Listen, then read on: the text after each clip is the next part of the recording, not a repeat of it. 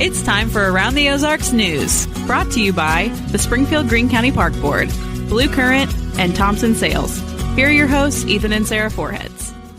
Howdy, howdy. Good morning to you. Here we are on Tuesday, and I hope you're having a good week. Thank you for being with us, whether you're watching or listening, as we do a little news. All right. A teacher from Aurora High School is no longer there, now charged with inappropriate contact with a student who was in her senior year at the time. Police say 32-year-old Kyle Matthew Doss from Monette admitted that he made what he called a mistake. The student told investigators that it started out as a friendly relationship and then developed. Doss is now behind bars. City Utilities is getting a major investment, about $280 million, and customers are going to be paying for at least some of it as part of a lease purchase financing arrangement. Upgrades will include 3 big gas turbines and lots of battery storage within the CU system. There will be rate increases for customers. We're told they will be incremental over a couple of years. Yeah. Makes me wonder the battery storage within CU. Yes, please. Don't you think? What? Say that again? I said, yes, please. With they're going to be able to store battery power, like battery storage within the system. Okay. Am I the only one who feels like we don't know where all of this is headed, and I'm happy that they have battery backup? Oh, was that what it's for? Is it? Well, I mean, I don't know. Backup? I'm just a layman reading City Utilities jargon, but I feel like, that's what that means. Battery storage is battery storage, right? Well, no, not necessarily. There's not necessarily. There's lithium batteries. There's all kinds of stuff that cars run. Stop acting like you know what you're talking about. I don't know, but the lithium battery goes in a car. Everybody knows that. I don't know what kind of batteries they're talking about. But we know that it's within the system. Great. What does that mean? I think it means within the power system. Okay. That's what I think it means. And what does that mean? What does car batteries have to do with it? Anyway, I'm just saying. Well, I for one, even though the utility bill will go up, which is never fun, I was like, good for us. Battery backup. Anyway. Well, okay. You do a little more research, journalist, and tell me what that really means. Okay. Because I honestly don't know. All right. Now to Republic. People there will also be paying more on their bills. If you are in or around Republic, you're going to be paying more for water starting at the beginning of March 1st. Customers will see an $8 increase to their water bill and a $2 increase to their sewer bill. The new hikes are to help the city's aging water infrastructure and meet some standards from the Missouri Department of Natural Resources. It will also pay for 2 new water towers in Republic. Carthage had a pretty big showing this weekend, a protest against immigration deportations. More than 150 people, it's approximated, took to the city, parked there, opposed to ICE agents deporting people in the country illegally. Organizers said they wanted to put a human face to the issue. All right, now to this, the 25% tariffs that were imposed on goods coming in from Canada and Mexico are now on hold for at least the next month. Really, the threat of those tariffs that were to go into effect yesterday brought about a negotiation between the U.S. and both of those countries, Canada and Mexico. Canada agreed to implement a $1.3 billion plan, including reinforcing its border with helicopters to stop illegal immigrants from coming over the border and to stop the flow of fentanyl across the border. Now, the president of Mexico and President Trump also met. They reached an agreement for Mexico to reinforce its northern border with 10,000 National Guardsmen and also with a focus on fentanyl.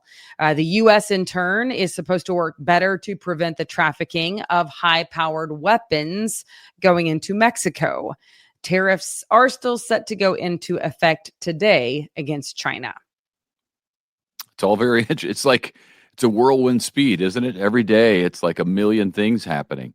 Yes. And it's, has anyone in the administration slept? Seriously. I don't think so. Seriously. It's been high energy since they moved in. Certainly And didn't all the take long. reporters, like all the White House press people, like I've seen them day after day. Well, we'll see what happens with the tariff things. It didn't take long to get to an initial agreement. I don't know what other agreement may be yet to come, but things are happening. That is for sure. Closer to home, state lawmakers in Missouri are taking up the issue of phones in schools, much like Arkansas, you recall, recently did. This week, the Missouri House of Representatives is looking at 3 bills that would require public schools to have cell phone policies that would ban phones and smart watches during class time. Apparently, Missourians are in favor of that. St. Louis University did a study last summer that showed 79% of people in the great state of Missouri believe phones should be banned during high school classes. Which Interesting, right? That's a common sense thing, right? It's a distraction. We all have phones. We're distracted anytime your phone does anything while you're having a conversation with somebody else. Your phone does something, and immediately you look to your phone. Oh, somebody else wants to say hello. So imagine the distraction of students in a high school class. Yeah. who are looking for a reason to be distracted. Right. St. Louis University, speaking of them, they also just did a comprehensive count of how many Missouri families homeschool. And this is what they found. Their numbers showed more than 61,000 students are currently being taught at home. They say that number is roughly equal to the combined enrollments of Kansas City and St. Louis school districts. Wow. A big part of the reason they surmised is that with COVID, a lot of people had a lot more flexibility in their job. So they were working some, out of the office from home instead. So homeschooling seemed a lot more doable for families who also work. I think every parent that does it has a million reasons for doing it. I mean, maybe that parent doesn't have a million, but there are a million reasons, different reasons for doing it. Some people have different reasons. But I think going through COVID, so many people did it and they realized that, oh, I can do it, that it was easier just to hold on. Yeah. Yep. Okay. Finally, a lineup of music legends are coming to town. They will be at the Thunder Ridge Nature Arena in June down in Ridgedale. The Outlaw Music Festival featuring Willie Nelson, Bob Dylan, Wow. Nathaniel Ratliff, and many more will be there June 29th. Mark your calendar. Tickets go on sale this Friday. So this Friday, tickets go on sale. The actual concert, June 29th. So check out Ticketmaster or outlawmusicfestival.com. Outlawmusicfestival.com. I love how Thunder Ridge is getting like legends. You know what I mean? The Rolling Stones, they are legends. And had I been in town, I would have gone to that show just to say that I've seen a legend. Now, I've seen Willie Nelson before a couple of times, and he is fantastic. I mean, he's getting up there now, 90, maybe 90. I think he just turned 90, so he'll be probably 91 by the time the concert rolls around. Yeah. So it's tough to perform when you're 91, but I've never seen when the Bob audience Dylan. Sings your songs back to you. Makes it that easier. That was my experience with Merle Haggard. He didn't he remember was drunk the words, as a skunk. so we had to sing to him. Yeah, that was too so drunk. many years ago. He was too drunk to know the lyrics, though, right? That I do believe that was the case. Yeah. I think Willie knows his lyrics. He just gosh, was that before we were even married? I've heard the story 1,000 times and never the first time. So yes. There you go. Was it in Stillwater? Probably. Yeah. Yeah. My alma mater, good old Stillwater. Okay, before we go, we still have the contest going on that we want to tell you about. It ends, we will be announcing the winner on the 10th. Go to aroundtheozarks.com, click on contest. There you will see a jar of hearts. And if you can guess how many conversation hearts are in that jar that you'll see pictured, you can win $150 gift card from the Flower Merchant and $75 to Civil Kitchen. This is our friend Grace from 105.1 The Bull. There she is holding the jar so you can get like a visual. And there is her hand with the jar. So if you can figure out how many hearts are there, you too could win a prize for Valentine's Day. Somebody's going to win. Somebody's got to win. Whoever's closest. And to be honest with you, it's the closest number of hearts. It's not the whole like price, the price is right, like where it's like you can't go over. Like if you just go one over, but you're still closest to the number, you can still win, even though you went over. That's and I find that encouraging. I was going to go one heart, just one. See if everybody else went over. Okay. Not going to work this time. That'll do it. Yep. All right. Okay. Thanks for joining us. Happy Tuesday. We'll see you back here tomorrow morning. Yep. Have a great day. Bye.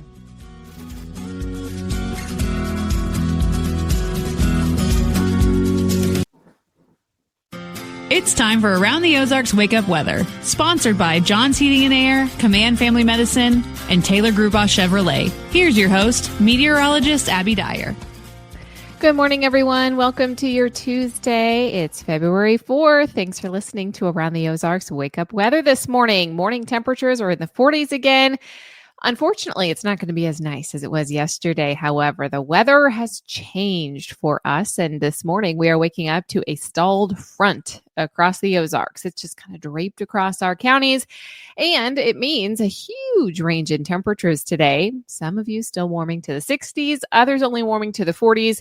Here in the Springfield area, I think we're kind of right smack dab in the middle. I have high temperatures for us today in the low 50s. So a cooler day definitely across the Ozarks. The other thing that we have in place today is going to be low cloud cover, a chance for drizzle, and then a chance for some showers and maybe even a few rumbles of thunder exists late tonight into early in the day on Wednesday.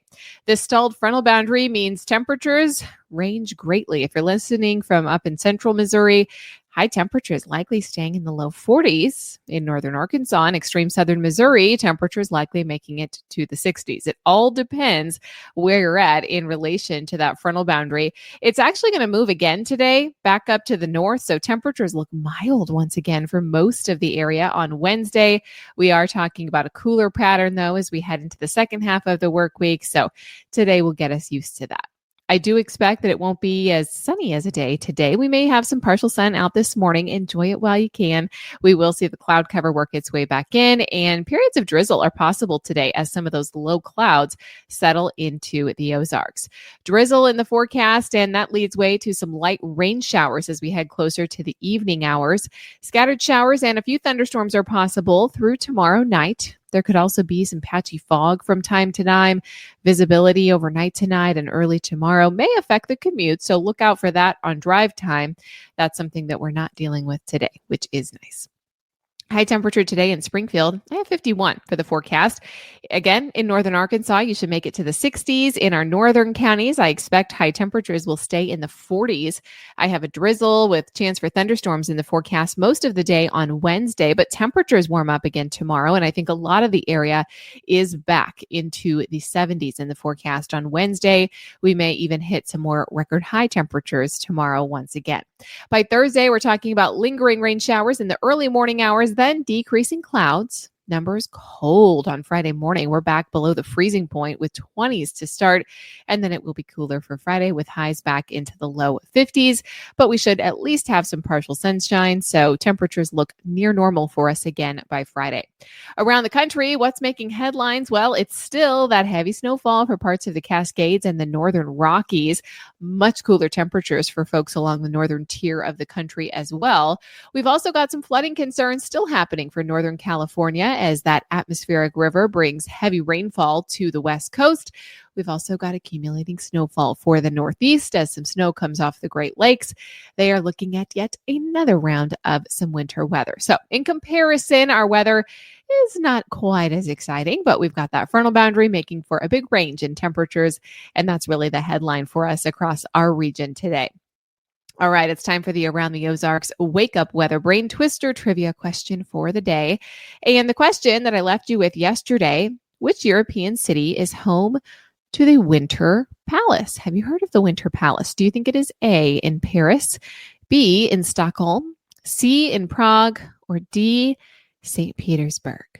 Well, it's pretty much on every image I've ever seen talking about St. Petersburg, because it is the most famous building in St. Petersburg. I'm sure you may have seen an image of this too, even if you didn't know quite what it was.